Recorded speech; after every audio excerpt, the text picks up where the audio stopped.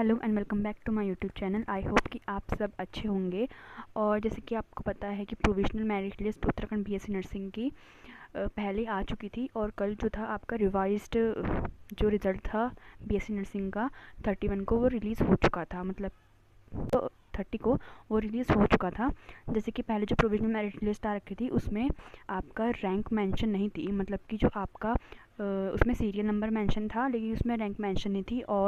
और उसमें थोड़ा सा गड़बड़ हो रही थी, मतलब कि वो एज के अकॉर्डिंग नहीं थी जो आपका लिस्ट आ रखी थी। जैसे कि ऐसा होता है कि जिस बच्चे की एज मतलब बड़ी है तो उसको सेम नंबर पे उसको पहले प्रेफरेंस दी जाती है, और जिस बच्चे की रैंक कम है तो उनको उससे बाद में प्रेफरेंस दी जाती है। जैसे कि मेरे 64 नंबर हुए, ठीक है, सपोज़ करो कि मेरे 64 नंबर हैं और मेरे मतलब कि 64 नंबर के ही बहुत सारे बच्चे हैं, 10-15 बच्चे हैं। तो मेरी एज अगर बड़ी है तो फिर मेरे को पहले प्रेफरेंस दी जाएगी, और जो बच्चा मेरे से जिसकी एज छोटी है तो उसको बाद में प्रेफरेंस दी जाएगी। तो ऐसा होता है। तो इसमें जो आपका पहले रिज़ल्ट आया था वो उस अकॉर्डिंग नहीं था।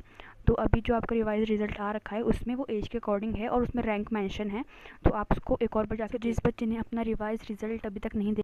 तो अब हम बात करते हैं कि हमारी काउंसलिंग प्रोसेस कब स्टार्ट होगी। जो काउंसलिंग प्रोसेस है वो जो HNBU-MU की वेबसाइट है उसमें मेंशन हो रखा है कि जो आपकी काउंसलिंग की प्रोसेस है वो शॉर्टली टाइम में, मतलब कि जल्दी वो आपकी स्टार्ट हो जाएगी।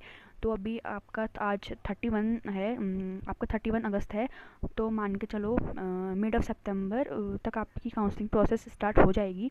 और जो फर्स्ट राउंड की काउंसलिंग भी, एडमिशन जो आप लास्ट सितंबर तक ले लोगे, तो मान के चलो कि आपकी जल्द ही आपकी काउंसलिंग प्रोसेस स्टार्ट हो जाएगी। क्योंकि अभी उन्होंने कोई डेट नहीं दे रखी है लेकिन उन्होंने मेंशन कर रखा है कि काउंसलिंग प्रोसेस जल्दी ही स्टार्ट हो जाएगी।